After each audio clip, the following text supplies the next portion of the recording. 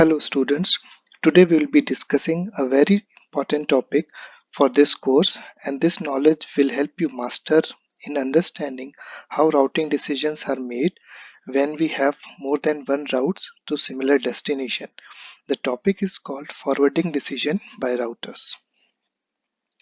We'll go to next slide.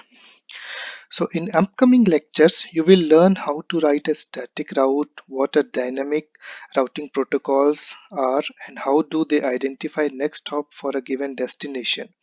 But when we have two or more next hops defined for that given destination, then which route to prefer and how to make a forwarding decision is our today's topic. So the first rule we have is longest prefix match. By now you should have understanding of what an IP is and its subnet mask is. It By looking at the subnet mask we can tell how long the prefix is. So in this rule, any route which have very specific IP or IP range wins. It means if a route has /32 as subnet mask, then it will be preferred over any other mask like /31 in this example.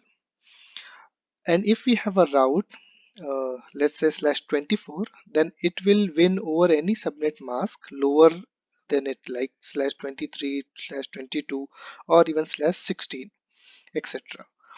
So if we talk in terms of full denomination of subnet mask, then if we consider 255.255.255.192, so it will win over slash so it is /26, and it will win over 255.255.255.0, that is /24. In another example we have 255.255.128.0, that is /17. So it will win over 255.255.0.0, that is /16. So if we have two routes with similar prefix length, that is, let's say if we have two routes of /16 and /16, then next parameter to look for is administrative distance, usually called as AD. So every routing protocol, even a connected and static routes, have an AD value. This is different for all routing protocols. Routing protocols, as we know, are static and dynamic, which we will learn more in upcoming lectures. The rule is that lower the AD value, the better the route is, and it will be installed in our routing table. So now you might wonder that how a AD value looks like and what is the order of winning in terms of forwarding decision. Then you should take a look at this table. As I said earlier, all type of routes will have an AD value. So connected routes or connected interfaces will have a will be regarded as AD value of 0. Similarly, we have AD value of 1 for a static route.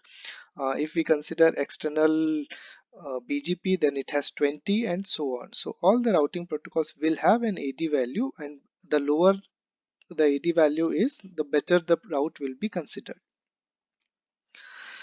Now let's remember the third rule. It's called as routing protocol metric. Suppose we have two routes of same prefix and same AD, then it all comes to a routing protocol metric which decides how to find the next hop target for a given destination. So all routing protocols use an algorithm to define a metric for a route learned based on various conditions like bandwidth, link types, etc. For static route, we define metric manually. The best value, usually the minimum value, wins the election. Calculation of metric will be covered in individual routing protocol sessions. So in this session we learned how a router make forwarding decisions based on multiple factors like prefix length, AD, and metric. Most important takeaway from this lecture should be to remember the order of these factors. Thank you.